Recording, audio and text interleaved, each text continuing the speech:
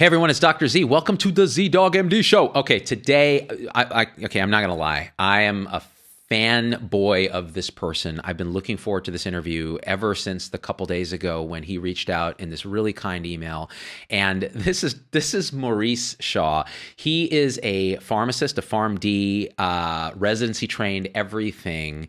And how do I even begin to say this? He is now officially my idol. And I'm going to roll a clip because not only is he a pharmacist, he's a comedian. And his comedy, which is brilliant, which is poignant, which is to the point of what we all feel in healthcare, especially in pharmacy, got him fired from Walgreens. After 7 years of doing this comedy, his district managers loved it. Everybody supported him. Suddenly the district manager changes and he's fired from corporate medicine, pharmacy, Walgreens. Now, if I'm going to call anybody out, I'm calling out Walgreens right now because this is a crime. In fact, look, just roll the clip and you'll see what I'm talking about. Y'all, Mr. Maurice Robinson. How y'all doing? A little bit about me. I'm a pharmacist for Walgreens. Yeah. I'm a proof of what happens when you send young black kids from the south side of Chicago to college. We learn to sell drugs legally.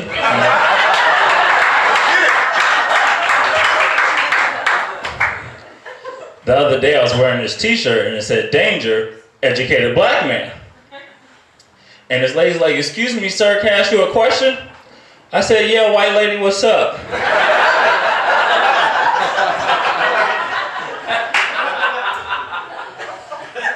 She's like, "What's so dangerous about an educated black man?" I'm like, "Well, once I rob you, I won't get caught."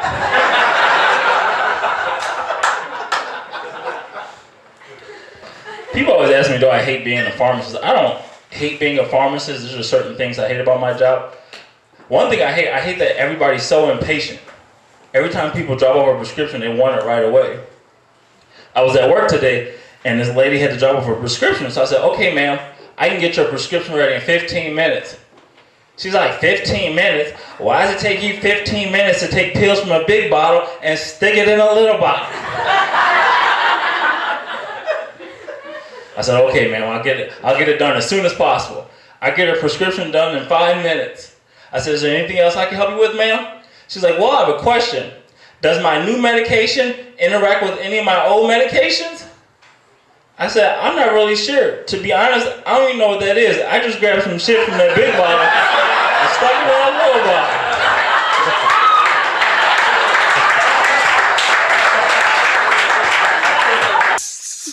Maurice, welcome to the show, man. Hey, man, thanks for having me. It's an honor to be here. I know I watched a lot of your parodies, a lot of your videos, and I thought maybe, because you're a doctor, I was like the only pharmacist that kind of follows you. But when I posted that I was doing a podcast with you, so many pharmacists and technicians reached out that they love your platform. And it's kind of mind blowing to see the kind of following that you have, not just in terms of like the medical profession, but also like in other healthcare professions like pharmacy. Man, you honor me. You do me honor because watching your comedy, and I've seen a lot of your stuff now, you are effing hilarious, dude. Like, thank you. Because thank you. your sense of timing the content about what it's like to be a frontline pharmacist, and you don't shy away from issues around race. You don't shy away. And this is what I try to do as well with limited success, and you nail it. And what really amazed me is when you reached out by email, man, you were just like, "Hey, Z, I'm a big fan. I just thought you'd like this." And you sent a YouTube video that starts with some of your comedy, and then it goes into you explaining how you got fired for this comedy. I mean, let's walk back for a second. Like, how did you even get into comedy? Well, I got into comedy because people always told me that I was funny. And they said, you should be a comedian. So I went to an open mic. And I went on stage and I'm doing your typical like dick jokes, being drunk. And I've been there. I'll never forget a good friend of mine, Mel Novit. He's a comedian and he was a writer for the Tribune. He came up to me and I was looking at these note cards and he goes, "Oh, are you practicing your jokes?" I said, "No, I have a heart failure exam, so I'm studying." And he's like, what? I was like, yeah, I'm a pharmacist. Well, I'm trying to be a pharmacist. And he's like, well, why are you doing those dick jokes? Do jokes about pharmacy. People need to hear your story. And that really kind of changed my life around. And I was like, wow, maybe I should do this. So I'm writing jokes about pharmacy. And I kind of thought, like, who is going to really like this? Who's going to like pharmacy jokes? And then I saw a good friend of mine, LeVar Walker. He's a famous comedian on TV. Yeah. He's been on a lot of shows, hilarious. And he gave me kind of the hope that, hey, I could do this too. If LeVar can do it and be on TV and you know, be in television, he can do it, I can do it. So that kind of just fueled my fire and energy to keep doing it. I remember I'd be in pharmacy school. We're in class all day from 8 to 4. Then I would leave pharmacy school a little bit early, sit in traffic for an hour and a half, sit outside of a comedy club called the Laugh Factory for 2 hours, wait in line just for a chance to get like 5-10 minutes on stage. And I did that for year after year after year, going to little shows late at night, knowing I had an exam in the morning or I had to be at work. When I actually became a pharmacist, you know, I would leave work, go sit outside, sign up for an open mic or go do a comedy show, go back, open up the pharmacy the next day. You know, so it's been kind of a roller coaster, and just to kind of see how all that hard work, because people don't see the behind the scenes, you know, working as a pharmacy manager 45, 50 hours a week and trying to do comedy and travel all over the city, across the country, across the Midwest. It's a lot of work. So I'm glad that, you know, things are starting to come together. Man, you know, they really don't. Because I remember when I started doing Z-Dog stuff, man, like I was working 60, 80-hour weeks as a hospitalist taking call. And then post-call, when I get to come home at like noon, I would start making videos. And I was always like disinhibited because I had no sleep. And I was pissed off because of some injustice or terrible crap I saw in the hospital or something where I felt I was being mistreated. And it would help inform what I was doing. Is that something that happened when you were practicing as a pharmacist? Did you find that, like, because a lot of your comedy is like, so this one client came up and she's in line and this happened. And I'm like, I know that situation. I mean, is that how it happened with you too? Yeah. You know, especially, you know, for me, when I first started doing comedy, it wasn't quite like that. It started when I got into YouTube, because people don't understand how much video editing that goes into it. I'll shoot something, but I'm spending so much time editing in the basement late at night. You know, my wife, she's a primary care physician. So, you know, she works a lot of hours, and, you know, we have a 4-year-old daughter. So I have to wait till she goes to sleep. I have to wait till my wife goes to sleep, and I have to be up and open up the pharmacy at like 7 o'clock in the morning. So I'm literally from 12 to 2 editing the videos, cutting the audio. You understand how hard that stuff is, and still got to get up in the morning. And, you know, it's just, you know, it's been an amazing journey just to kind of see where all the hard work can take you. And hopefully it inspires other people. I think if more pharmacists or doctors or nurse practitioners start using social media more, you know, we'd have a bigger platform, bigger voice. So I think everybody should do that. You know, even if it was something like 4 doctors and 4 pharmacists, we all got on Zoom and just told stories, and people could like log in and tell their stories. You know, so many people who've worked for Walgreens have messaged me like, I'm so scared I'm going to get fired. I wish I had a platform. So I was like, well, how about we do Zoom? I'll be the voice. You can have your video. It won't have your face. We can get rid of the name at the bottom, and you could just tell your story. You don't have to worry about being terminated. You don't have to worry about any repercussions. And so, you know, I think that everybody should be on social media. Man, you know, there's so much in what you just said that resonates with me, because I have said that part of our problem is we're not able to communalize our pain.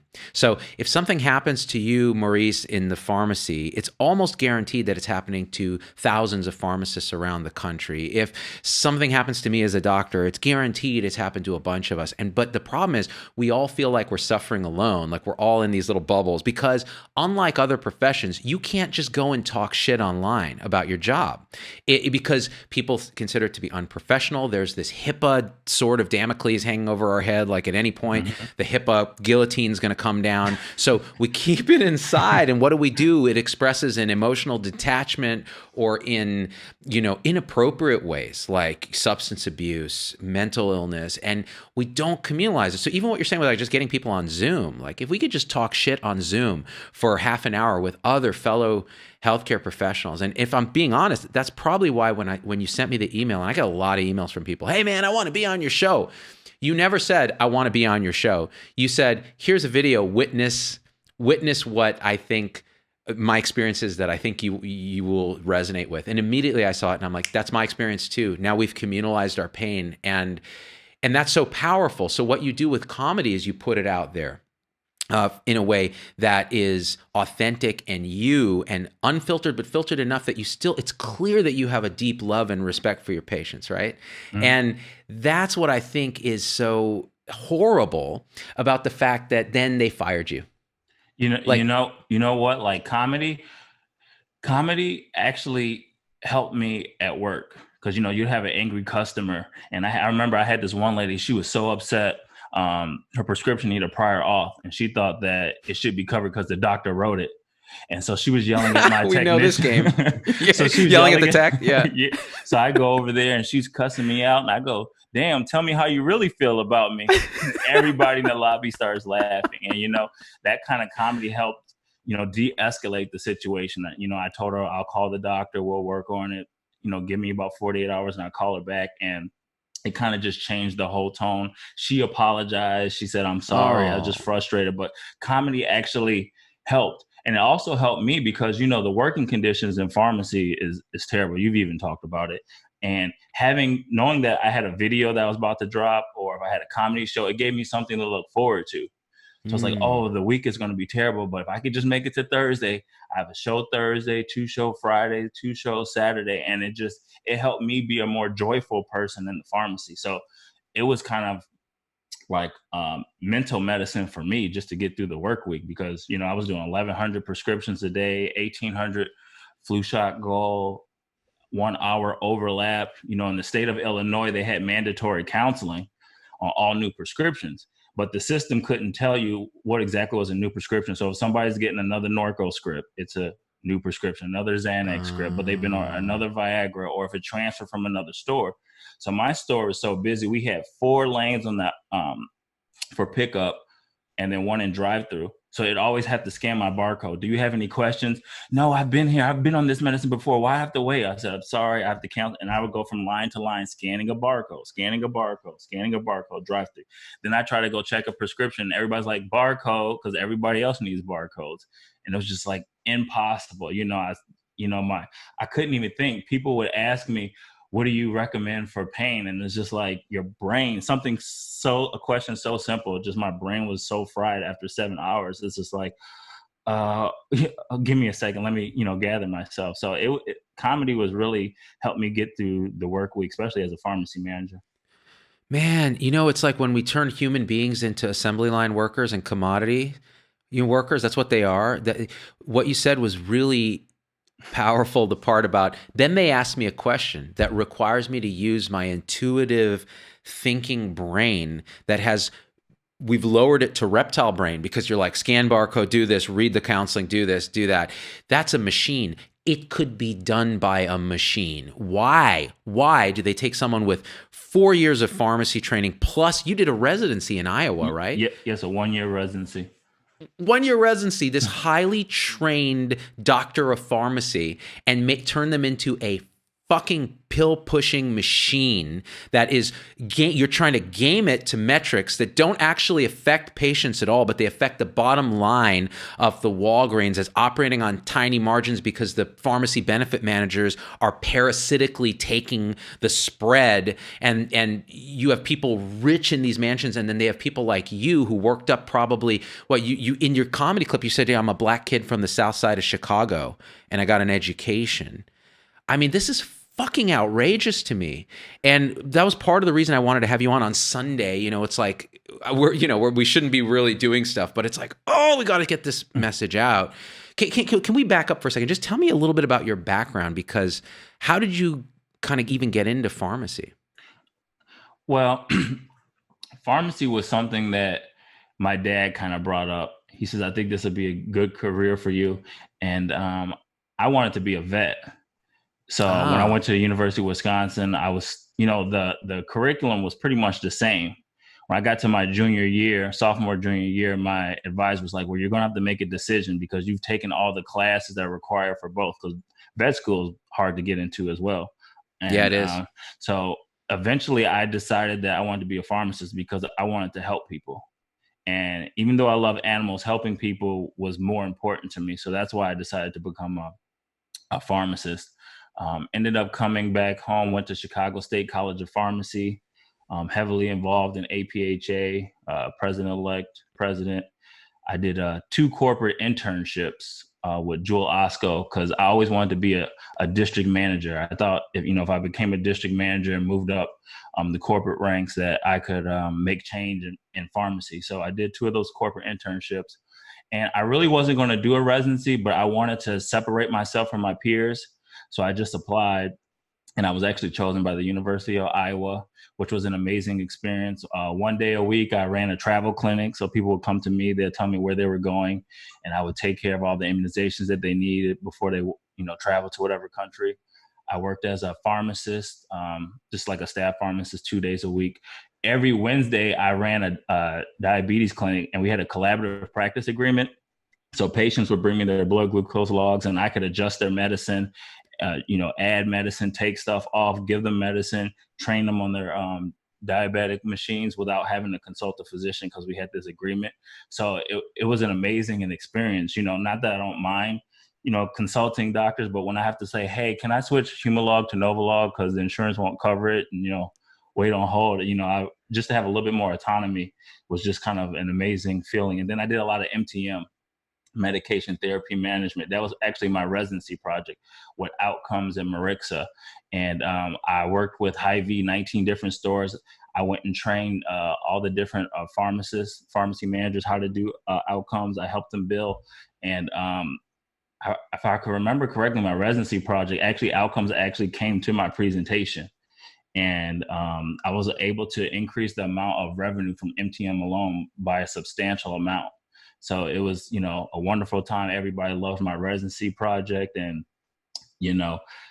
I feel like I've spent my retail career trying to regain that type of love I had for pharmacy. Because to be honest, I was starting to lose it. I was hating pharmacy, no patient care. And people always ask me, if you work 50 hours a week as a pharmacy manager, where do you find time to go do a Black barbershop health initiative, meet with doctors, meet with nurse practitioners? And I was like, well, I wasn't getting that reward at work because you don't have time to counsel patients. You don't have time to talk to them and go over their medicine. So like that was my way of actually having true patient interactions was by starting this health initiative that, for the Black barbershop health initiative.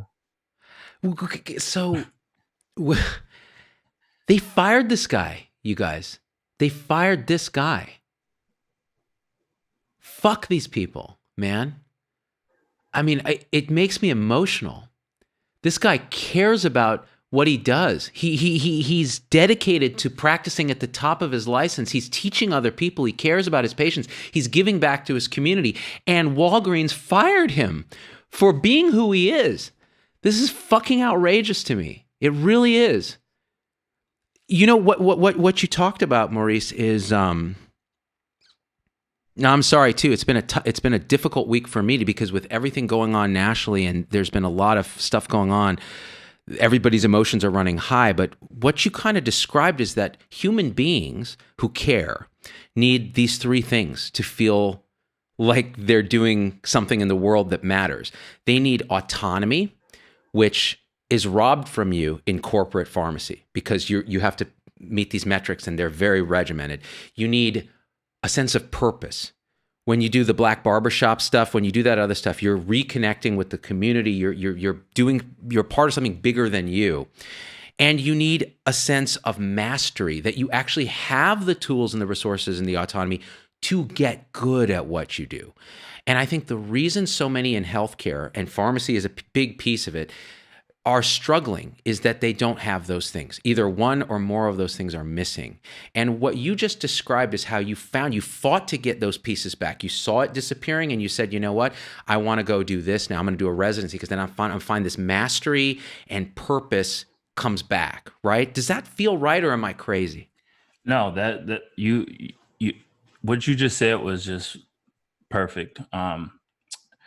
It's kind of sad that, especially for me, what I kind of love, I really love that slogan on the corner of happy and healthy, helping the patient Yeah. stay happy and healthy. But you just don't have the time to do it.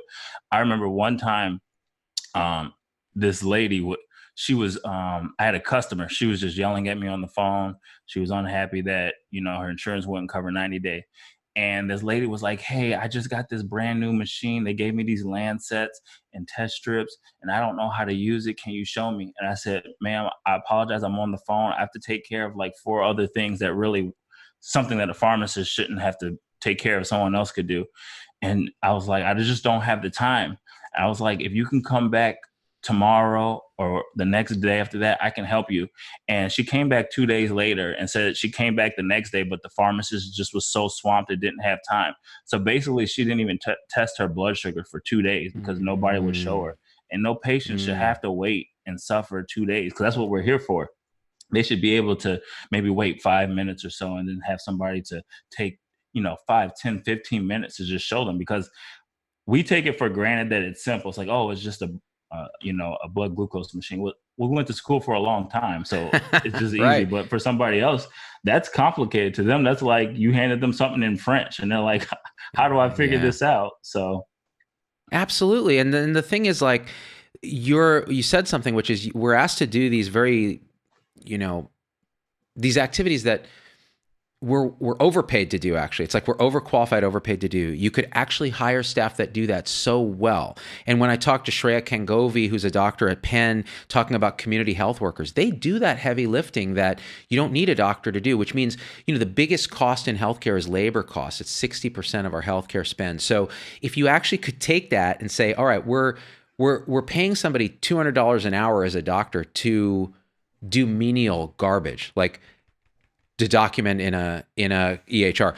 We're doing the same with our pharmacists. Let them practice at the top of their training, and then either give them the resources to do that counseling, or give them other staff, whether it's pharmacy techs, whether it's other people who can help do that stuff. I mean, did you feel chronically understaffed all the time, or what was going on?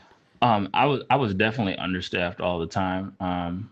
Like at my store, I would work 7 to 3 if I worked in the morning. From 2 to 10 would be the other pharmacist. So from like 7 to 3, I would have like no overlap. Couldn't take a break, standing up for 7 hours. I would actually feel guilty for using the bathroom. So a lot of times I would just hold it, because anytime I would go to the bathroom, they'd be paging me over the intercom. Pharmacists come back to the pharmacy because people didn't want to wait, or somebody was in drive-through. I remember one time I was telling you about the barcodes. And this is before you could get mandatory lunches. I said, hey, I'm just going to go in there and warm up my food. Give me 5 minutes. I'll be right back.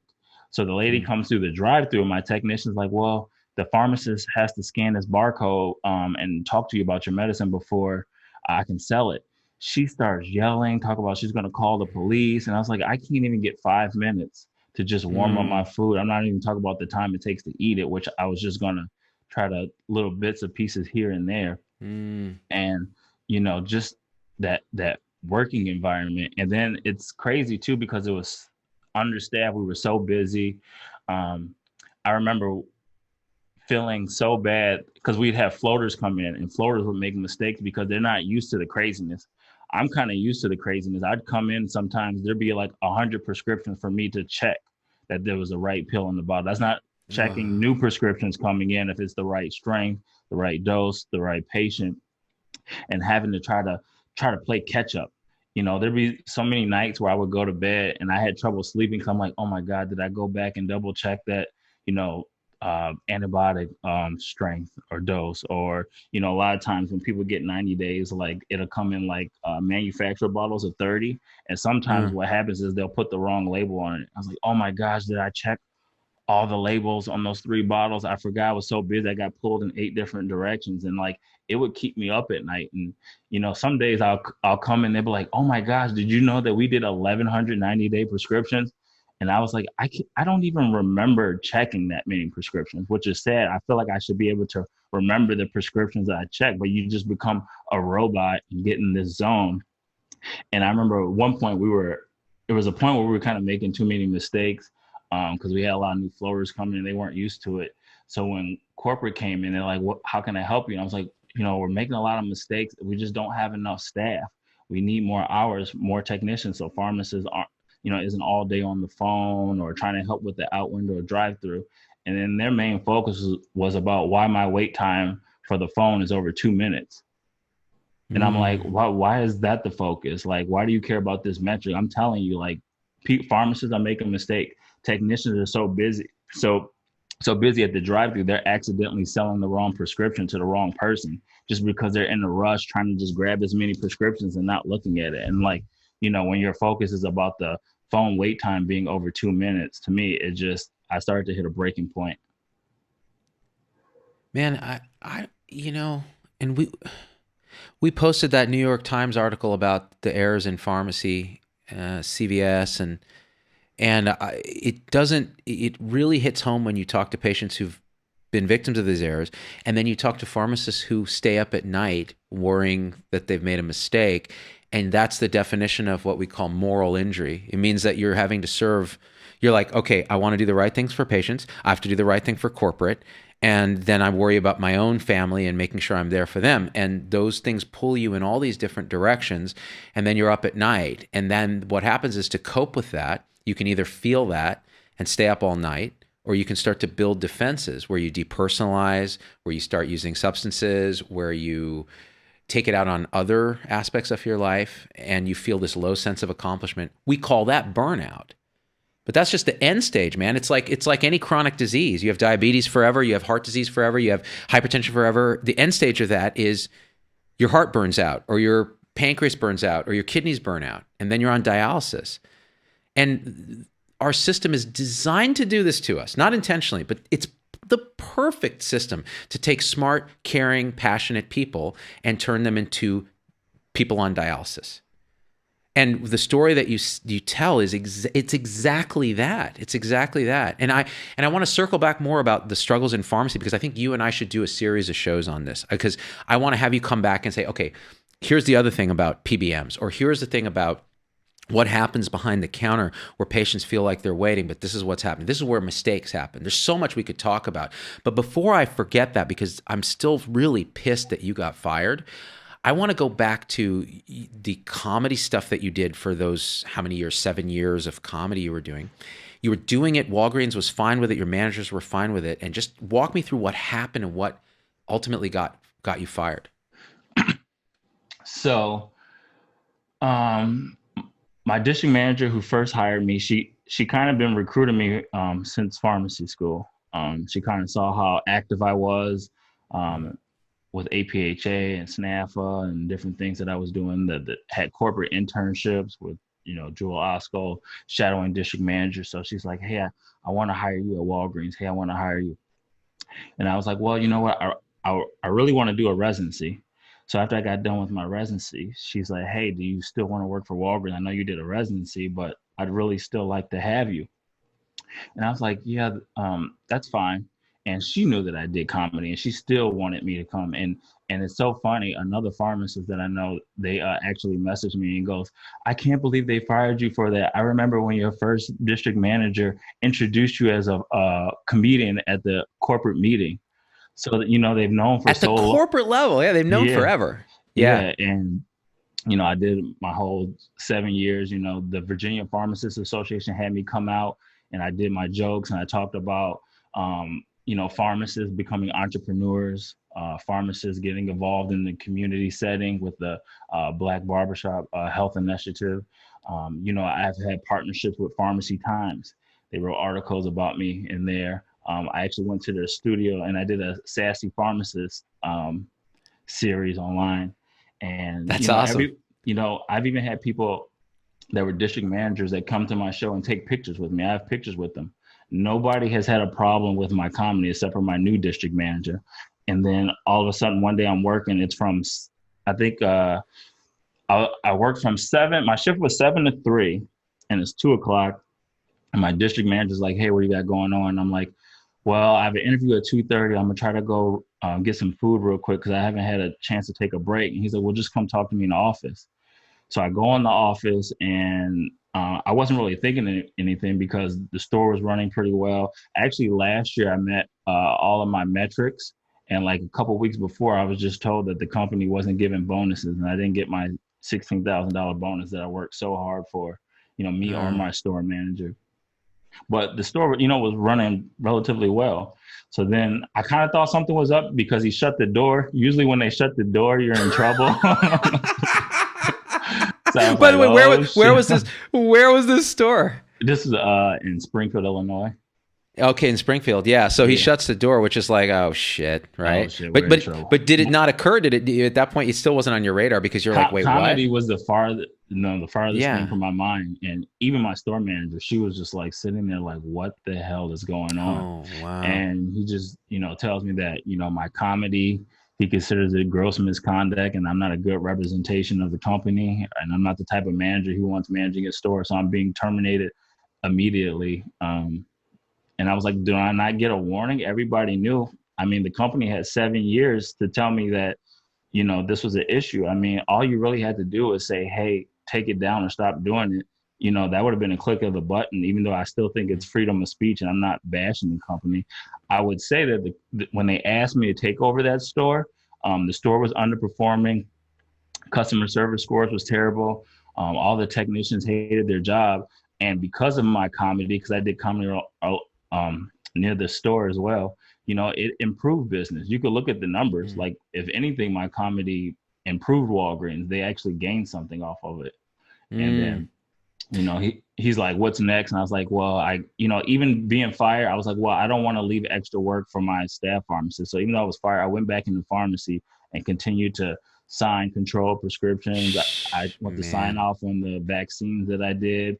It's kind of embarrassing because I hired those technicians and they were like, don't say anything. I was like, man, I can't even say goodbye to the technicians that I hired. And they took my license off the wall. And, the next day they told me that some of my technicians were just crying and bawling because they couldn't believe that I was just fired like that. And then they walked me out, and it was kind of crazy because I didn't steal anything. I was just doing comedy.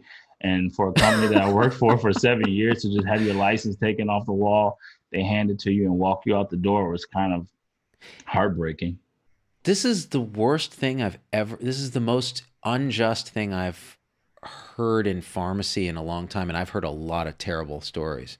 And now here's a question though. Is it just this district manager who's an asshole? Or is it corporate? Who do you hold accountable for this? Just him. I asked corporate that. They said it's his store, it's his decision.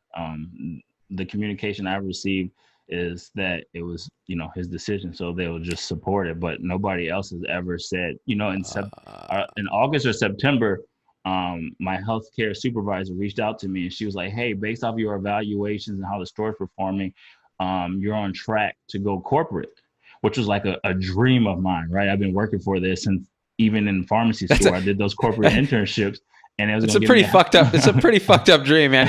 One day I'm gonna go corporate. But see, your idea was actually change the system. Yeah. And then it was like, they were like, well, it was in Nebraska. So I was like, well, I don't want to apply for this position in Nebraska. That's too far. But they said if there's something closer in the Chicago area, you'll be next. And that's what broke my heart so much. I was so close to obtaining a long-term goal, and to have somebody just take it away from me with no warning and just fire me. Can I say something? You did not hold corporate accountable, but you hold this manager and you say, well, he made the decision, and corporate then said, well, it's his decision. I'm going to say this. I hold you accountable, corporate, Walgreens, because you should have investigated what exactly happened. If you have a district manager who just doesn't get it, that district manager needs to be fired, not Maurice Shaw, who, by everything I can tell, all your people who've followed you for all these years, it's crazy to me. There should be some kind of investigation, some kind of process beyond just some arbitrary decision by a guy, right? To me, this is the failure of corporate medicine on so many levels, to take into account that we are human beings too, as well as a corporation, of a collective of human beings. And that's what I call health 2.0. It's this mechanized, mechanical bullshit that I think we should all stand up, and say, like people are standing up around the country right now, which I want to talk about. But what if we stood up in healthcare and said, first of all, yes, we're not going to tolerate injustice of any kind again, but we're not going to tolerate it against us. When Black people talk about how they've been mistreated by police for generations, Then you talk to a nurse in the ER and they go, I was hit in the face by a patient. I was pregnant and punched in the stomach. And I talk to the cops and they won't even fucking take my statement. That this is injustice on a broad level, right? You see it at every level of society. And so I'm not making an equation between the two, but I'm saying that we should all be standing up for what we think is right, and without the fear of being beaten down by a faceless corporation. And the only way to do that is if we all stand up together. And that's just a side thing that I have to get out there because it's been on my mind quite a bit lately. But so let me ask a question, Maurice. Like if you had, if you could wave a magic wand, would you want that same job back and go back on that course, or what would you do now? I'm just on to improving the profession. I really don't want the job back. You know, all the damage has been done, all the humiliation has been done. But I'm just really trying to use my voice to help others. So many people have emailed me about how when they used to work at Walgreens, they were on the brink of depression. I'm actually interviewing that guy from my other podcast tonight at 6:00. And he's going to talk about how he overcame depression. So I'm sure there's a lot of pharmacists who probably have depression or maybe have even thought about committing suicide, which he was thinking about. And, you know, it's just, I thought the company did me unjustly. But then when I see so many stories of people, you know, feel like they were discriminated against, fired because of their race, their age, their sex, their salary, like you shouldn't be fired for any of those reasons unless you're, you know, you can't do the job or you're making too many mistakes. And so I just really wanted to give people a platform to be able to, you know, get it off their chest, because it feels like from the emails and the message I've been getting, they've been holding it in and just really want to tell their side of the story. So I'm really working to try to give them a platform. And, you know, when everything opens back up, I really just want to get this health initiative started again, working with Dr. Flack at SLU Medicine, working with a nurse practitioner.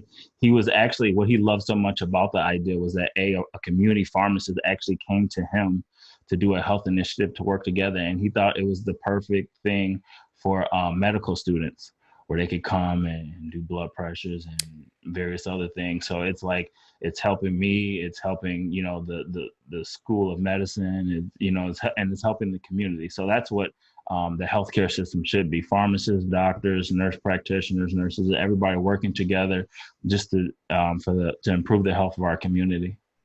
Yeah, and to help each other too, you know? We should be supporting each other in a team. This is not heavy lifting on any person's part. It should be a full team effort, right? And I have a question. So you said your wife is a primary care physician. What did she think about all this? She thinks it's unjust because she knows every holiday where the pharmacy was closed and the store was open, I would, you know, spend 4 hours of my own time away from my family, away from them on Christmas, Thanksgiving, any holidays, just to fill prescriptions because we're so understaffed, just to make sure that we're not drowning the next day. How I would go to work early and stay late, how I did flu clinics for free, blood pressure screenings for free. And for me to dedicate 7 years of my life, so much time away, you know, from my family, for a company to just fire me like that without even a warning.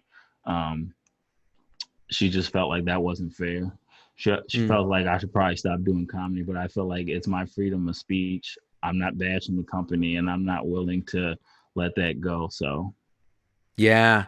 My wife told me I should delete Twitter because there's been a lot of drama there. And I'm like, no, I can't. No. This is like my voice. I have to have my voice. So let me ask a question. Do you think, so this was not a racially motivated firing, this in any way, or was it? You know, I know when I first took over the store, all I can really say on that is when I first took over the store, it was underperforming. The technicians weren't the best. Some left. I rehired new technicians. The store improved. Everything got better. We were getting stuff done, even though we were understaffed. And, you know, most of my technicians were African American. You know, they were all white for the most part. And then towards the end of my term, they were black. But it wasn't like I was just hiring just black people. It's hard to find qualified technicians. So you just hire the best people possible. And it just so happened that, you know, most of my staff was black, and a customer complained and said that I hired too many black people and told management. And, it just kind of just seems like, someone says that and I kind of brush it off. Some people were laughing and I could look into, my African-American technicians' eyes that like they kind of just put their head down a little bit, that somebody will report that. And then all of a sudden I'm getting fired later. And it's just, when you try to put the pieces together. So, and the thing is, you're not, at no point did you tell me, oh, I think this is a racial thing. I asked that question. I'm trying to pull it out of you. And so it's not like you're, saying, oh, you know what, I was fired because I'm black and I hired black technicians. But the thing is, it's so complicated. And, the funny thing is, it's not funny. I posted a video about the protests and how people should try to stay safe while they're protesting, because the very communities that they're standing up for are the highest risk for COVID. So wear a mask, stop tear gassing protesters that causes coughing and ripping off of the mask. I mean, you're going to harm these communities. And somebody wrote in there and said, in a comment, and said, it was a white person, and they said, in my 30 years of healthcare, I've never seen racism. And my emotional response to that is, are you fucking high? Like, are you just not awake? And then I realized, you know what? You can see what you want to see in the world. And depending on your lived experience and what you experience, that's what you're going to see.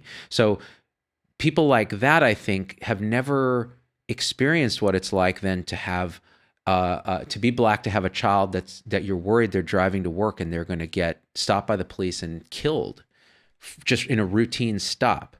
Or what it's like to have your black technicians look down when some white person complained that you've hired too many black people. You don't know what, people can't put themselves in that experience of what that's like. That's why I think one of the funniest things you did in your comedy that we put in the clip is you said, this is what it's like when a black kid from South Chicago gets an education. We become legal drug dealers. You put the comedy around a spin that really is a bias, right? And it's beautiful. That's the beauty of comedy. And that was another thing that just like, I was like, how can they fire someone who's speaking truth? Can you, with everything that's going on, I mean, can you just give me any perspective as a black healthcare worker on this? With the, like in my routine, I talk about growing up on the South Side of Chicago, and I talk to my family members and I say, what is it like over there? And they tell me that people busted out all the gas stations and you can't get gas in your own neighborhood. You got to leave your neighborhood to get gas, or they burned down the Walmart and all the other places to get food. I think the only place that they didn't burn down was Popeye. So if you want to get healthy food, you have to leave your community. And if the only thing people can really eat is unhealthy food, that adds to the health disparities that we already see, in the African American community. And I feel like when we fight over race, nobody wins. Sometimes things have just boiled over. I don't necessarily agree with the looting and rioting, because I agree with the rioting to a certain degree, because now everybody's watching and listening. But literally, the community I grew up on the South Side is destroyed. All the stores are messed up, all the gas stations you can't go to, people don't have a place to get fresh food. So it's like, I'm so torn, in between, I don't think stealing from stores, especially like black owned stores, is the answer. You're just hurting everybody and nobody wins. And even in this situation I have at Walgreens, nobody wins. Like, I don't really win from not having a job. Walgreens really doesn't win from this negative press, and ultimately, like I said, we should all just love each other. Anybody who knows me knows that I don't care about race. I hire black techs, white techs, gay techs, Muslim techs. Like, I don't really care. My wife is black. My daughter's 100% black, but my daughter's godfather is 100% white. He's my best friend. We're in pharmacy school together. And I think that, everybody, we should just, after this, just realize that there are some injustices. Everybody needs to come together, and then we move forward, because in the end, nobody wins. And I compare that to my situation. I don't think me or Walgreens really benefit from this situation. We both actually have probably lost something. Me, humiliation and just kind of my job and stuff I've been working on, and they have probably lost some reputation. So it's really unfortunate that one person couldn't just did a better job of talking or communicating or handling that situation. I mean, what you're talking about is really is seeing all sides and being balanced and understanding that, again, like you said, it's no one wins when it's just straight conflict, when it's just pure emotion. I struggle so much with this, man, because, you know, when I was young and growing up in the very white conservative part of California, the Central Valley, you know, people would directly say, you know, are you some kind of Iranian? Like, you know, this was during that drama, and, you know, and what kind of name is that, and like this kind of thing. And you just it's like a little series of paper cuts that starts to add up. But then when I look inside myself, I see my own biases that were conditioned by growing up in the 70s, you know, having these sort of unconscious biases that then I have to watch and see, oh, what am I doing here when I think about this person? And then you have to override it. So we do the best we can as humans. We have to admit when we're struggling, you know, and that's why I hate like call out culture and this kind of thing, because it just assumes that everybody is evil and out for conflict, and there's only two sides, and good and evil, and that's it. And it's so much more complex than that. And it's a funny thing, I'll tell you, at the end of my comedy sets, you know, when I do my comedy, I just go through my experience at Walgreens. So, you know, they had posted me at a Walgreens in Chinatown. So I talk about that experience, you know, I don't speak the language, and I'm by myself, and it's so difficult. My wife is Chinese. I can imagine the jokes, man. Oh, man. And then it's like, you know, they put me at a Walgreens in an all Hispanic area, and I don't speak Spanish. And, you know, then they put me on the west side of Chicago, which is really rough. And then, you know, after I left Chicago, I worked in a predominantly all white area. And so I always finish off my set is like, you know what I've learned? I worked in Asian areas, Black areas, Hispanic areas, all white areas. You know, when you're a pharmacist and people get to know you, they tell you more about their health issues, but they tell you about their personal issue, what's going on with their husband or their kids or whatever financial issues. And I learned whether you're Asian, Black, white, Mexican, we all go through the same things in life. We all deal with the same medical issues. So instead of focusing on our differences, we just need to realize how much we are alike and kind of just move on together. And that's how I end almost all my comedy shows.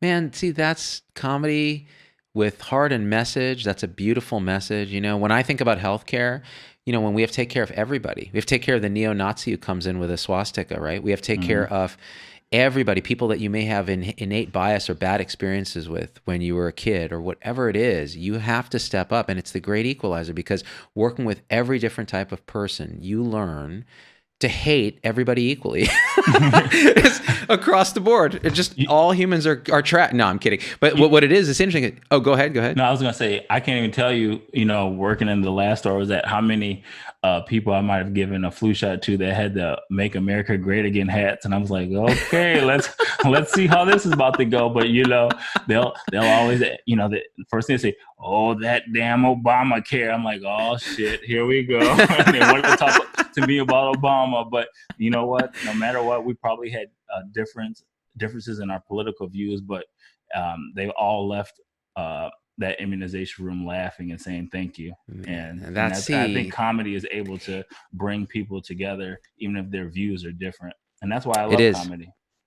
I'm with you. That's why I do what I do too. And my whole thing is like, you can love somebody with different political beliefs, even if they're pretty radically different. If you see the underlying core of who they are, right? And you share a commonality. And that's a good example of that. And it's actually taken me a long time, man. I used to be pretty kind of set in my ways and in my bubble. And like, you know, anybody who thinks differently is evil, is just not getting it. And then you go out in the world and you start to see the shades of gray and the shades of purple actually in the world. And you say, you know, everybody's doing the best based on their moral matrix, and we can start to nudge people in a direction we think is better for the most people. Like, for example, racial injustice is bullshit. Like in no society is that going to be a productive way to grow and utilize all the talent we have in the world, just from a practical standpoint, right? But then, so the response to that is to deny it exists, because nobody says it's a good thing. Well, then you deny it exists. Well, so then we have to wake people up to where it does exist and show them. And it's, you do it in a loving and connected way, not in a polarizing, way. And it's hard to do that, especially when we're emotional. So it's really tough. But I love that. I love the way you end that set, man. That's just amazing. And, can we talk about race? That's the thing about comedy. It gives you a license to say that stuff, man. You did one piece in your set. I remember you were like, so I had a patient come in and she said, my name is Maria Gonzalez Arroyo. And I said, ma'am, I can only treat one person at a time. And I was like, that's... Yeah. With pharmacy too, it's like, there's cultural differences. And if you don't understand the culture, sometimes there's that kind of gap. And that's why I think it's so important to have diverse healthcare workers, because I probably can do a good job of educating, African-American patients about hypertension and diabetes, but then trying to relate to a Hispanic patient, I don't fully understand the culture as well as maybe a Hispanic pharmacist who could do a better job than me. And that's why I think it's important as healthcare professionals that, I like it when I see diverse healthcare professionals, Black, white, Asian. I think that's needed. That's why I think it's important to have, whether it's community health workers, whether it's other staff, physicians that kind of feel like their community a little bit. It's not, like for, say, a pharmacist or a doctor, maybe it's not 100% necessary because there's shortages and we need to go where we're passionate. Like maybe we love serving that community, but we speak a little Spanish and so on. But if you get a community health worker who's Black from the neighborhood where you're trying to help, they understand that community. That's what we did at our clinic too. Like we had these health coaches and they came from that community they served, right? Like one of our health coaches had a EMS background, was paramedic, and happened to be a bartender at like the Wynn Resort and Casino, understood casino workers, understood alcoholism, could get a alcohol history that you didn't have to multiply by 5 to get the actual number. And that kind of thing was a bridge to the community, because a lot of times doctors are very, we're buttoned up and we've been through a process of conditioning and so on. So having that bridge was kind of important. What's the role of the pharmacy tech, man? Help me understand this, because I think a lot of my audience doesn't get this. Well, the role of the pharmacy tech, they really just assist the pharmacists and really help them free up the pharmacists so they can do more clinical things. And the role of the pharmacy technicians actually expanding. I think that the pharmacy technicians are actually underutilized, especially since the pharmacists are so busy. Because I've met a lot of pharmacy technicians that I was like, you could be a pharmacist, if you wanted to go to pharmacy school, but they kind of just see how the profession has been going and don't want to do that. But a lot of the pharmacy technicians are super smart and brilliant people. But really the pharmacy technicians, they generally take the prescriptions, they look at it to make sure that, everything is complete on it, to make sure that the prescription isn't expired. They really assist the patients. And the biggest thing in healthcare is a lot of times people don't take their medications because they can't afford it or it's not covered. And they do an amazing job of contacting their insurances, making sure that they can get a prescription to be covered, or if they got to switch it to something else. Doing the insurance part of it, which helps with patient adherence, patient satisfaction, and just their overall outcomes. If they don't have to hassle, if a patient comes and they're on like Brilinta or something, and it's like, oh, it's not covered, and then they tell the patient they just got to figure it out. They're probably just like, calling the doctor's office, I don't know what to do, and they need to start that medication. But the technicians really, they take that on and they try to help the patient, whether it's finding a manufacturer coupon or a discount card and doing whatever they got to do. Technicians, they also fill the prescriptions. So they'll grab the prescriptions off the shelf, they'll fill it, put the label on, and they also ring out the customers. They also help us identify gaps in care. Like if somebody is diabetic, hey, have you had your pneumonia shot? The pharmacy technicians interact with the customer and say, hey, let the pharmacist come over and talk to you. So they really help us make sure that the patients are getting their medications, getting it through the insurance, they're filling it, they're interacting with the patients, helping us identify gaps, like I said, immunizations they may need. Maybe if somebody's not adherent, they're asking customers like, hey, would you like a 90-day supply? That way it'll stop you from having to come every 3 months. So that's really just their role. I know their role is expanding. There's some places where I've called for transfers.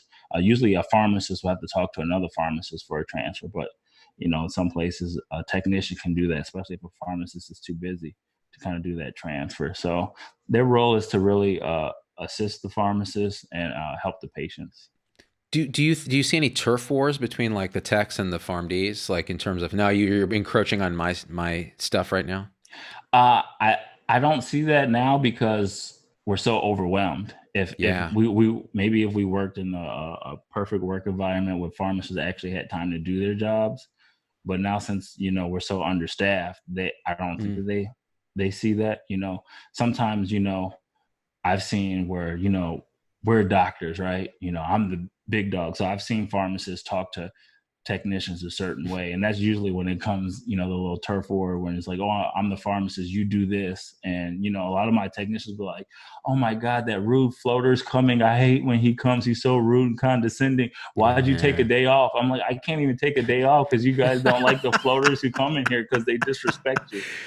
Constant guilt, constant moral injury. It's like, wait, now, come on, man. Oh, man. So that happens in pharmacy too, because I know it happens in medicine. It happens across the board. Oh, this guy's on shift in the ER now, and oh, he's a tyrant. And you're just like, why? And the thing is, like, a lot of the public doesn't understand these struggles, man. They're like, why am I waiting 15 minutes for my prescription? And they just don't understand the amount. That's what I love about your intro clip, man. You're like, yeah, so I'm just going to take the pills from the big bag and put them in the small bottle. It's like, yeah, that there's more to it that you don't see. And you guys are, extremely trained to do this stuff. So here's another question. Now you're free from the corporate matrix, right? Now your wife is still employed. Yeah. Yes. So you're not going to be on the street tomorrow. Right. In other words, I won't be on the street. Exactly. So that means you can now, not to cut you off, but please do. I actually apply. I was like, you know what? Let me use my residency. And I applied for a job at a hospital, interview. And I said, you know what? I know I don't have any hospital experience, but I did a residency and I'm willing to work very hard just to learn hospital. And they actually gave me the job. But with coronavirus hit, they were losing so much money every day because they couldn't do standard procedures. I got furloughed. So I've technically been fired twice in 4 months. But I'm starting to think it's not them, it's you, bro. 2021, where you at? Yeah, where you at? Right, exactly, man. Yeah, 2020 is like, we're ready to flush this whole year down the toilet, man. When did you get fired from the first job? The first one I got fired from was in January. Okay, so just to start off 2020 with, that event and then get furloughed from the second one. But now you're working technically from home and you're actually influencing people in a way that is very powerful. So you're going to continue doing that, I hope, because I will send as many people as I can. We're going to put links to all your stuff so that people can see that. But I want you to be be the Z-Dog MD of pharmacy, but that would be too weak. You got to be way better than me because I'm an amateur. But I think you can do so much good for your profession and for patients too, who will then start to understand what's going on, man. So, I'm really impressed when I saw your clips. And listen, my wife doesn't laugh at anything, and especially stuff I do. She's like, you're the least funny person I know. I married you to make sure someone told you that on a regular basis. But she saw your stuff and she's like, you need to have this guy on the show like yesterday. I don't know what you're doing. So that's something, because my wife, she's a radiologist. She hangs out with nerds all day in the dark. And if you can make her laugh, it's like you've hit something. So you have it, man. Like you have the talent. Thank you so much. That means a lot to me. Ah, man, it's really a thrill. And what I want to do then is I would love to, let's just push a lot of people, check out your stuff. I would love you to keep doing what you do. And then when you have something like, let's do a thing on PBMs together, let's talk about some other stuff so that we can share our audiences and really reach as many people as we can, because it's so important. So any other stuff you're doing right now that you want anyone to know about? Anything else you want to say before we wrap up at our hour point? Something that we kind of touched on earlier, or we talked about how we felt like pharmacists or other healthcare professionals should have a voice so they're more likely to stand up. I'm a big believer that pharmacists and healthcare professionals should also be entrepreneurs and have side jobs, because I think a lot of the reason why pharmacists don't want to stand up because all their income comes from pharmacy. So if they get Yeah. fired, you know, they're kind of screwed. Whereas if you're a pharmacist and maybe you own a building, if you want to stand up or protest or have to strike, you don't care as much because you have income from another source. So I've interviewed on my podcast. I actually interviewed a guy who got fired from retail for doing a YouTube video, not bashing the company. They called him in when they first found out. They said, we don't know where this is going to go. We're going to fire you. And the same day as he was trying to apply for unemployment, I think his dad died too, the same day that he got fired. And he started applying for other jobs. And then he just was like, why am I doing this? I don't even want to go back to retail because the conditions are so terrible. And he just stopped interviewing. He opened up his own company. And now all his business is based on YouTube as an influencer. And he's doing well. He actually helped me to look at the analytics of YouTube to better gauge my audience. And that's how my views went up. I think it says in the last like 28 days, I have 63,000 more views. And, he's really Nice. helped me a lot. And, I've interviewed other pharmacists who are like health and body coaches where they're still a pharmacist, but she helps people, lose weight and be healthier. And I think when you Mm. have that and pharmacy is not your only income, you're more willing to stand up for the profession. So I'm doing podcasts on that. And I'm also doing a podcast on mental health. I had a technician who was so stressed out that she had to take a leave from work because her depression was just getting too much for her. And she's been brave enough to come talk to me. We worked together at Walgreens, and another guy who Mm. was a pharmacist and he was about to commit suicide, and he's no longer in retail, working someplace else. And I'm going to talk to him. So I really want to bring up issues that probably people don't normally talk about to kind of move the profession forward. And hopefully these dialogues will bring about change. I love this so much, dude. I really love this. I love what you're doing. This is exactly what my MO when I started doing this. And the truth was I could have been fired early on. And as 2 years into being Z-Dog, I realized, okay, I'm no longer going to be complicit in this stuff. Like I'm going to leave. And I was an entrepreneur too, and actually had to close my clinic. And then I had no paying clinical work. Everything I did was volunteer. So what it meant was I could advocate the way I felt like I needed to advocate. I could drop F-bombs on my show if I wanted, and I'd get the angry messages from people who were like, you're unprofessional. And I'm like, go fuck off. And and be the voice that I feel like I have to be, whether or not it's completely correct. And often I make mistakes, more often than I would like to, but I try to own them. But the thing is, if you make a mistake or you don't, you could lose your job for speaking out when it's you against a system. But when it's us all together, and like you said, when you've diversified, it reminds me of that Chappelle skit. Remember that? It was Wu-Tang Financial. Oh, And yeah, and the Wu-Tang Clan's talking to these two white guys, and they're like, "You got to diversify your bonds." I was like, "That's hilarious," but that's life. It's like you have to diversify yourself so that no one thing is going to take you out. And you've already done that, man, because what you're doing is your real passion, and you've combined two callings into one. And I really gotta give you a shout out for that, man. yeah. It was kind of unfortunate with everything that went on with Corona that I'm no longer, I kind of lost this business, but that's the reason why I opened up a barber academy. So I opened up Mm. I took my own money. I opened up on the east side of town, which is underdeveloped, lower income area. I opened up a barber academy so people could learn the trade of barbering. And I also Mm. partnered with the Urban League where felons who wanted to turn their life around could learn barbering and not have to pay for it. And then I helped open up Ah. a barber shop so they could get job training and job placement. But it's just kind of how everything kind of felt with Corona and the businesses, that things didn't quite work out. But I'm still trying to work to get things back together, because that was where how the whole health initiative was going to work together. I had planned it all out. We do the barbershop, then we do the health initiative, and we can help felons, learn, get a job, learn a training for free, give them job placement, as well as prove the health of the community. It seemed like a win-win, but things just didn't work out. But we'll get back eventually. It's going to be back, man, and people are going to hear about it here, and they're going to help, and it's the community will come together, man.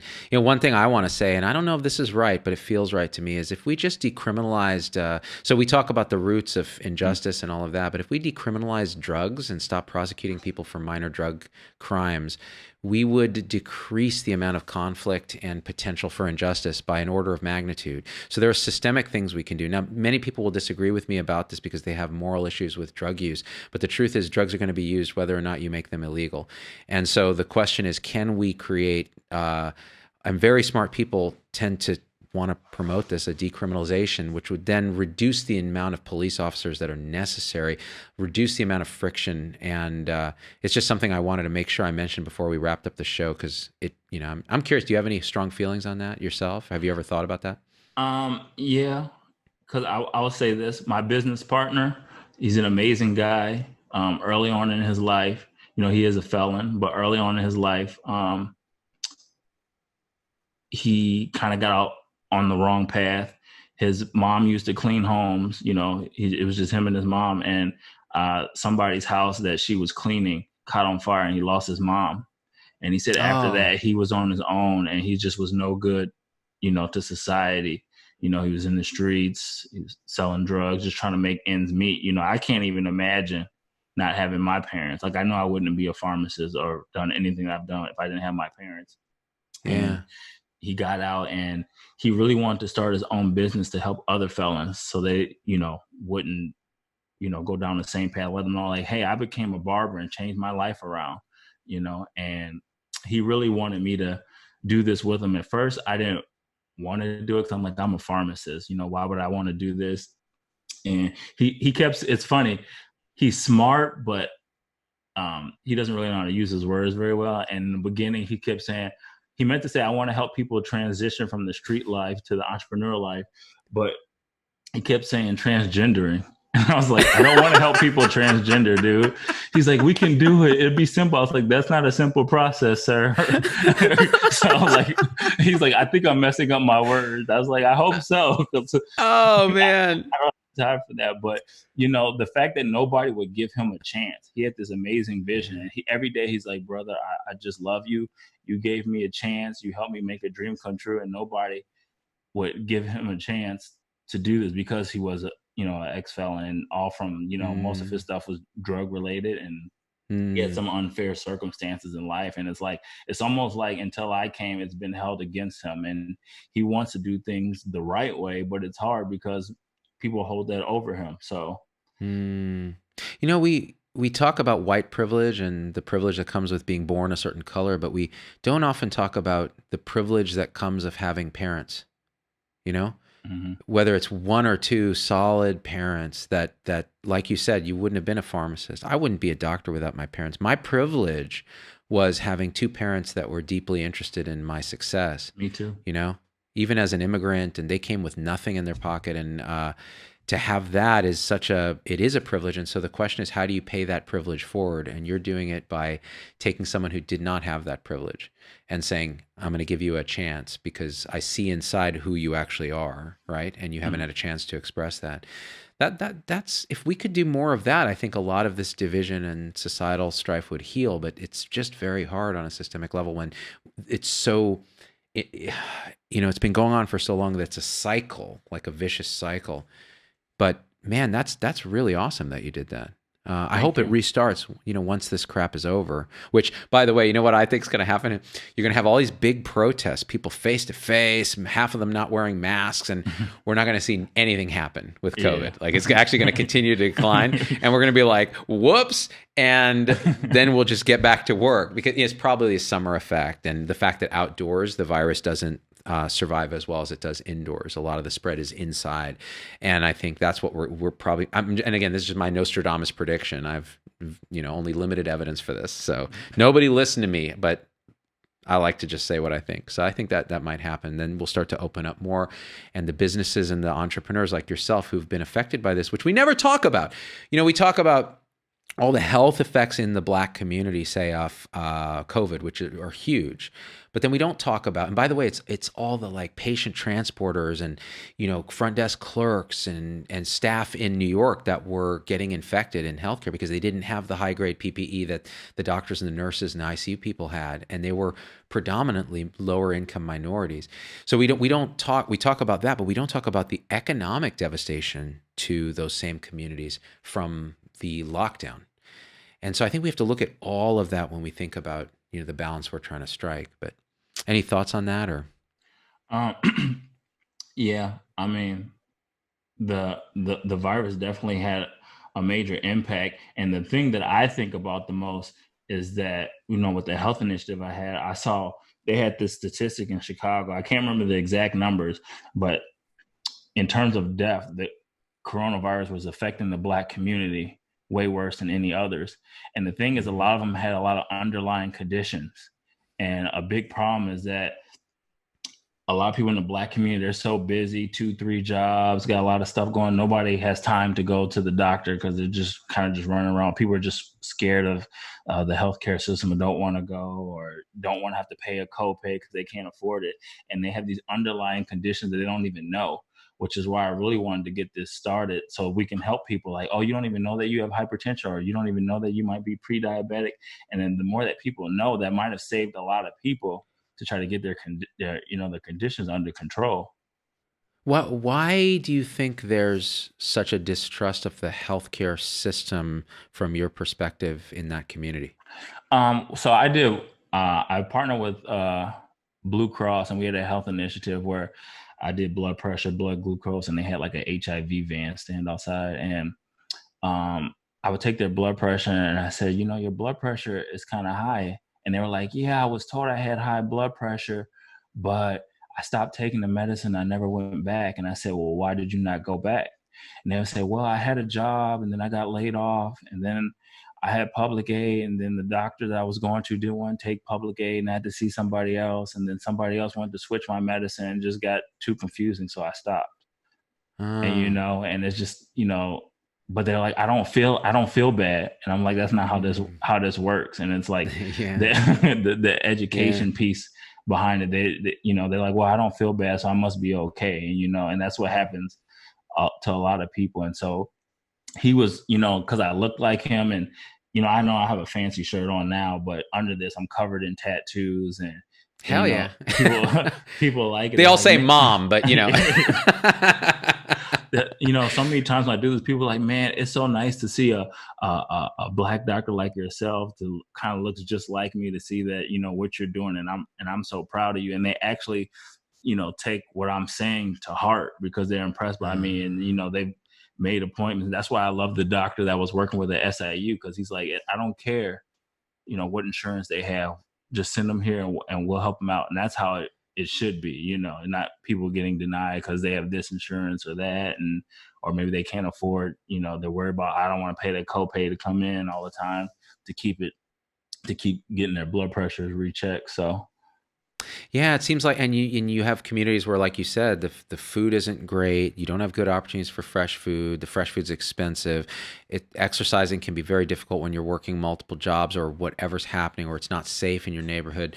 And then you have the chronic stress. So there's some theories that, especially, young Black men are under a lot of this sort of low-grade stress all the time that has to do with all of this systemic stuff. And that creates a kind of high cortisol system that promotes high blood pressure, weakened immune system, all the other stuff that can lead then to diabetes, hypertension, congestive heart failure, early strokes, and heart attack. And of course, puts you at risk for COVID complications because these are inflammatory states, And again, we have to break that cycle. It's really cool that they were able to see you as not other and say, oh, this is someone from our community who's actually, and listen more. But you need that. That's why I think the community health worker thing is nice, because you can have a lot of folks from the community that are screened for their engagement. Like we all know those people in our neighborhood that are just like, you just want to give them a hug and tell them your life story. Like they're just that good person, right?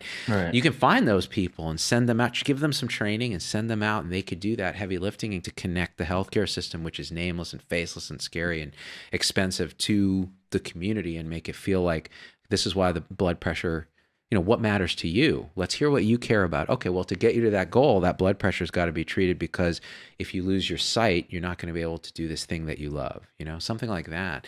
But it's hard. There's no easy answer. Yeah. Yeah. What do you think, Maurice? Did we do a thing here? Or... I think this may be one of your top 5 videos. Why just put it in the top 5? Just say best. I mean, come on, just pull a full I Trump don't know. here. This is the best video. You've got some pretty good videos. I gotta give it to you. I especially love your pharmacy one. I don't know if everybody else loves it, but my favorite video of yours is that little Zan. Oh man, Ativan. Hey, belt full of meds, call me Batman. No, but you know what? The Biz Marquee pharmacy joint was one of my favorite to do. It wasn't as popular just because it's kind of an old, Biz Marquee. What are you going to do? But, baby, you got a PharmD, but you say I just dispense. And you hate those PBMs. Oh, baby, there's so much fun to do. There it is, man. Yeah. Hey, will you do a collab with me on a music video if we do something? Definitely. You just say the date and time, and I'm there. I want to do a J. Oh, go ahead. No, I was gonna say I did. Probably the best one I have is the Old Town Road, and I did. You got to stop understaffing. Oh, can you send me that? Yeah, I'll send you that, which is funny because even that, my old district managers liked that video. Even that, they didn't even think it was gross misconduct. They didn't even bother. But this new guy. Good people. Oh, this new guy. Well, we won't name names, but that new guy needs to go. But oh man, we're planning. At some point, I want to do Jay-Z, Kanye, like Doctors in Paris, like the equivalent of that. Dun dun dun dun dun dun dun dun. Farm so hard, motherfuckers never find me. Even Jake will want to find me. What's 50 grand? What's 50 grand to a student loan like mine? Can you please remind me? Maybe we could do. I'm so understaffed, they can't find me. Oh, I like that. So understaffed, they can't find me. Oh, that's great, man. There's so much, and I want to do Shaggy. It wasn't me. About like overprescribing antibiotics. Like shorty came in and she coughing and wheezing. Gonna go ask the PharmD. How could I forget that? Antibiotics don't treat bacteria, whatever, or virus. And then he's like, I gave a Z, but she doesn't have a bacteria. I gave a Z. We have terrible ideas, and we're gonna execute on every one of them. These are great ideas.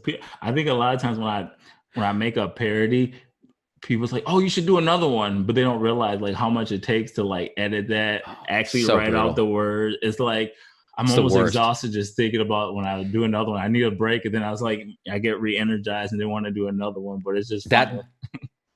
That's so true. Like how many people I get to talk about this with? So we're gonna do a little therapy session right now because we're still recording. I don't give a fuck. So you do a parody. It is this epic undertaking, which means you better choose your parody right, because you're going to spend the next weeks just going crazy about it. Like right now we're working on Dan, which is a parody of Stan by Eminem about an anti-vaxxer, right? So he's like, Dear Z, I Facebook messaged, but you must have missed it. I sent some links to prove vaccines will turn your dog autistic. It's peer-reviewed. Natural News is hella journalistic. The editor is gluten-free, a vegan psychic mystic. And so just a long-ass rap. I got to memorize it all. I got to shoot the video. It's a ton of work. And then you're spent. You can't even... And then what happens is motherfuckers send you about 30,000 ideas, right? Like how many ideas do you get? Man, have you done OPP about PharmD? Have you done? And you're just like, please just kill me, dude. Now I know how Weird Al feels. He probably gets a million of these. Yeah. So many people, especially they would, oh, you should do this, or you should do this video bashing Walgreens. And none of my videos ever bash Walgreens. I'm like, no, that's a stupid idea. Not doing that. That doesn't benefit the profession. That video. They wanted to do one like make fun of the patients who are addicted to drugs. I'm like, we're not here to make fun of patients who are addicted to drugs. We're here to help them. Not doing that video. That's stupid, you know? Wait, stop. So you're telling me that your videos have to have a mission. And see, this is the thing. So people will tell you, do all this shit. And you're like, and what's the point? Well, how will that make the world better? While making us laugh and making us groove? No, it won't. Well, then why the hell would I do it? Even Ativan, right? That whole thing, like you'd think it's just a throwaway thing about sedating patients. There was a message there, which is we oversedate, we overuse these medications, and they're part of our culture. So we better think about that, you know, because they cause harm. And that's why I always put a thing at the end. I'm like, you know, we can't, this song is not about oversedating patients. Why would you do that? You know, we need to, and then we have a little bit of comedy around that. But that's the thing, right? So you get a ton of people messaging you with this stuff? Yeah, just all the time. I even get it when I go on stage. My dad's like, "Hey, you should do this joke." I'm like, definitely not doing that joke on stage. Wait a minute, dude. Your dad gives you jokes? Because my dad, he's Indian. He calls me like, I got a couple of jokes that I faxed to you. He faxes fucking jokes. I'm going to fax these jokes to you because, you know, you got to put them in your act. Like, very comic. One time he told some family friends, because I started getting bigger, and he was like, you know, people don't understand that this Z-Dog, whatever he is a chip off the old block. You know, I'm the comedian, really. That's where he got it from. And I'm like, actually, that's a complete lie. It's my mom who's funny as hell. Like, I don't know what the hell you're talking about. I think to me, the craziest thing where people will comment and they'll be like, what pharmacy? I can't believe Walgreens let him do this in the pharmacy. I'm like, you don't realize that's a green screen? Like, I don't even use Walgreens logo or background or waiting area. I'm like, what? That's the best, man. One time when I was still at Stanford and I was doing these videos, I went in, I snuck in with a camera and I just videotaped backgrounds. And then I green screened myself into all those backgrounds. So they're like, hey, did you shoot in the hospital? No, shot in my bedroom with a green screen. But people don't get it. They're like, how'd you do that thing on the elevator where you were floating over the elevator? I'm like, yeah, it's a trade secret. If I told you, I'd have to kill you. It's like, it's a green screen. Do you do all the editing yourself? Yeah, I do all the editing. I remember when I first started, I would have somebody help me, but I was always waiting on his time. So I started just watching YouTube videos, and then I just kind of did it on my own. And then once I actually got kind of good at it, I was like, this is actually kind of cool to edit, you know, how you can do these transitions. And then it's kind of something that I just love to do, just another hobby. I love it too. I really got into it. Logan tries to edit our stuff, and then I always override and like redo it, and then end up going back to his edit because he's a professional. But I just love the process of finding the story in the edit from all this footage. You know, we should. I think one time another thing we should do is, like, for me, my huge passion is fish tanks. They're calming. I have huge fish tanks, and I posted it once. And it was marine tanks or marine or tropical? I do freshwater. I have a huge cichlid tank. I'm working on a discus tank, because it's just I would come home from work, be so stressed out, and I just look at the fish, and then it just calmed me down. But I remember when I posted something, so many healthcare professionals have these hobbies, and I think it'd be kind of cool to just talk to see what everybody's hobby is, you know, outside, because a lot of times it's easy to just get wrapped up where there was points in my life where my life was just all pharmacy, especially when I first started. I'd go to work, I picked up shifts, I go to sleep. Oh, we had a call off. I know you work 10 hours. Can you go work an overnight shift? Oh yeah, I'll go work overnight, and then got to go to your day shift in the morning. And it's just like, you know, I think when people develop hobbies or learn new hobbies they want to take up, it'll actually make their life better, their work experience better, because, you know, they got something to look forward to. So I'm with you, man. I'm like, when I started cooking meth as a hobby, I found that it was not necessarily calming, but it kept me sane. I mean, all joking aside, I had the same thing when I started my career as a hospitalist. I didn't have any hobbies, and then I was like, I need a hobby. And so I started getting into audio gear, like high-end stereo equipment. And so, you know, vacuum tubes and like analog records, and this kind of like obsessing over. And it allowed me an outlet to like get my OCD out in a way that wasn't harmful, right? Except to my wallet, which I ended up having to just stop because I was like, this is bringing nothing to the world. I'm listening to music because I love it, but I want to create music. That's what I want to do, even if it's not very good. That's what I want to do, you know? That's so crazy. There's so many like medical people that have these side hustle hobbies. Some of them they monetize, some of them they don't. You know, I was lucky that I was able to monetize what I love doing, which is talking to people, making funny videos, caring about the profession and trying to make it better.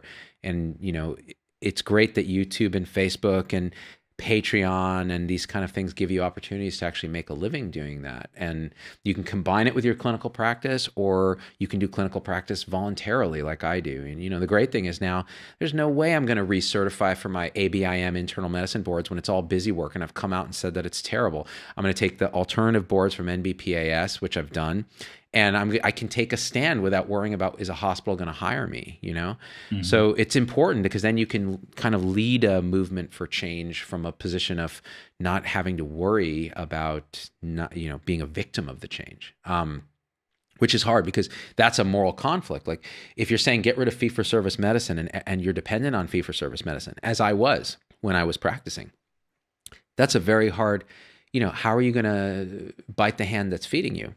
It's a conflict. Even if you want to, even if you know it's bad, you're going to come up with reasons that it's not. You're going to deny it. So, I think that's why folks like you are so important. I'm glad you got fired, my friend.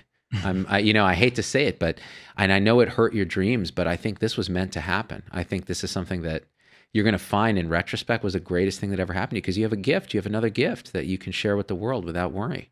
And you have time to do it. I know in my pharmacy, I used to have this big sign that life is 10% of what happened to you and 90% how you respond. So I'm just going to take, what life throws at me and just respond. I'm a healthcare professional with the emphasis on professional, and just keep moving forward and doing what I do best, trying to help patients and make people laugh. So I love it. I love it. And there's another saying by Shinzen Young, who's a famous Zen instructor, and he says, suffering equals pain times resistance. So everybody has pain, but your resistance to that pain, in other words, the fighting and I don't deserve this pain. This is not fair. This is terrible. I'm worthless.